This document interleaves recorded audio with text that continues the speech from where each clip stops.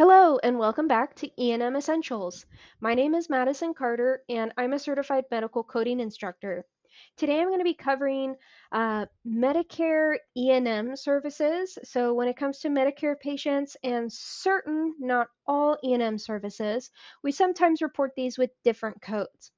If you're a complete beginner to E&M and you missed my previous E&M Essentials videos, check out my channel for the complete E&M Essentials playlist.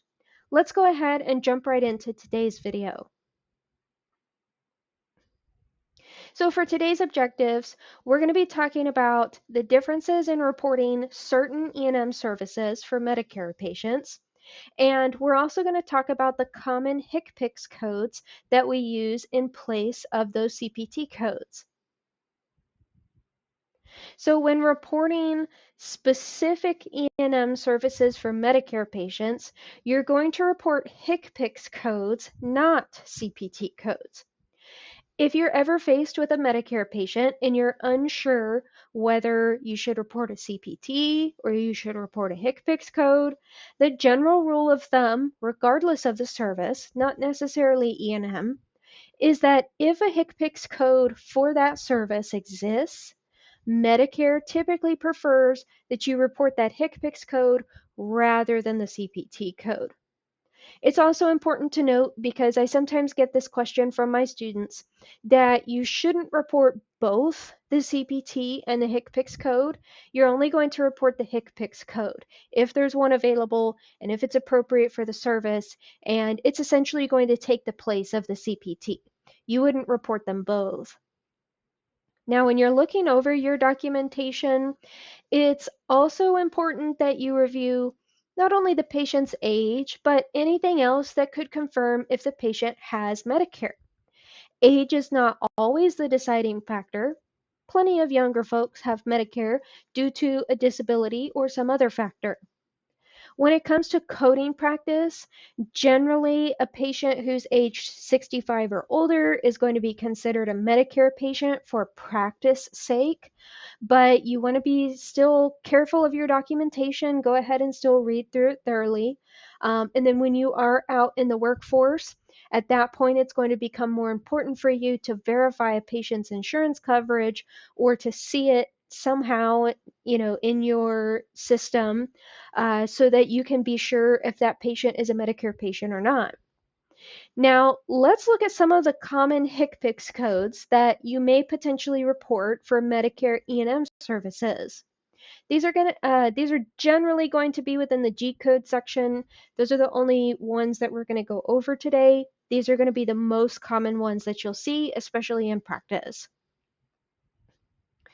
The Welcome to Medicare exam is a special physical, and this is provided to a Medicare patient within the first 12 months of their enrollment. Typically, people can enroll in Medicare when they reach age 65, although they may also enroll earlier due to disability, like I mentioned. In either of these cases, if that patient has a physical exam in the first 12 months of their Medicare enrollment, that's going to generally be considered the Welcome to Medicare visit, and you should report it as such. And you should report it with this special code G0402. Now, this visit cannot be billed at any point outside the first 12 months, even if the patient's very first physical falls outside this time range.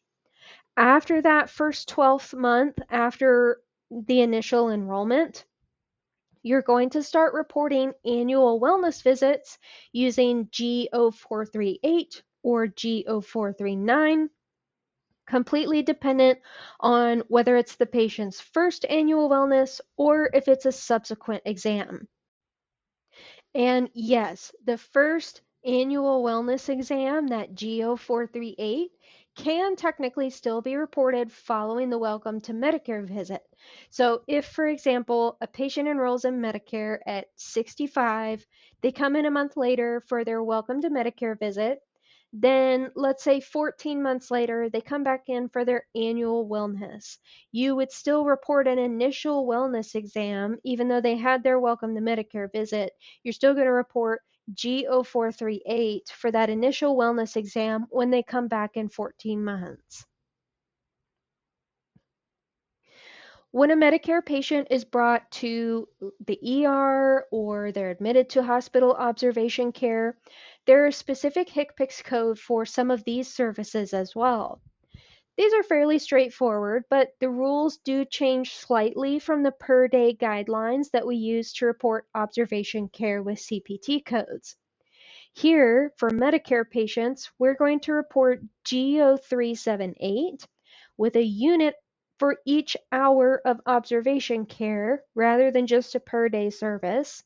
And we can also separately report an admission to observation care with G0379. Lastly, we have prolonged services, which are additional HCPCS codes that are reported when care happens to run over the maximum amount of time listed in a CPT E&M code description. These codes for prolonged services report additional 15 or 30-minute blocks of time. You can see here on the slide the first 3 give an additional 15 minutes, the last 2 give an extra 30. So it's important to pay attention to your code descriptions to figure out how much additional time it provides. And although these aren't quite as common as some of the previous services, I did still want to touch on prolonged services since they're part of E&M. We do see them occasionally, and they may appear in your practice. G0316 through G0318 describe prolonged hospital, nursing facility, or resident services in blocks of additional 15 minutes time. Each of these code descriptions gives you some of the CPT codes that they can be reported with. I didn't reproduce that here on the slide. I just stopped after the time given, but if you take a look at these codes in your HCPCS manual, you'll be able to see within the code description that it's providing some of the CPT codes that these individual codes can be reported with. G0513 and G0514 both report longer than usual preventive medicine services in additional 30-minute blocks of time. These are pretty uncommon to use, but they are available in case a provider needs to spend an extended amount of time with a patient in order to complete their annual wellness exam or another preventive medicine service. So although this video was really brief, I hope that you found it helpful in knowing what HCPCS codes should be reported in place of CPT codes for Medicare E&M services. And I hope that it gave you a good jumping off point to get more familiar with your G codes. Now, before you go, check out these study tips. Tab your HCPCS book if you haven't already. I know that this one isn't used a lot, and a lot of students just don't really spend the time needed to tab this book, but I promise it will really help, especially if you're planning on taking an exam. It will help a lot with your speed if you're able to use those tabs. Also, highlight key differences in code descriptions between the prolonged service HCPCS. This way, in case you do have in your practice or an exam question, you need to report a prolonged service, you'll be able to quickly see the difference between those couple different codes. Again, I hope you found this video helpful. I will see you in the next one. Happy coding!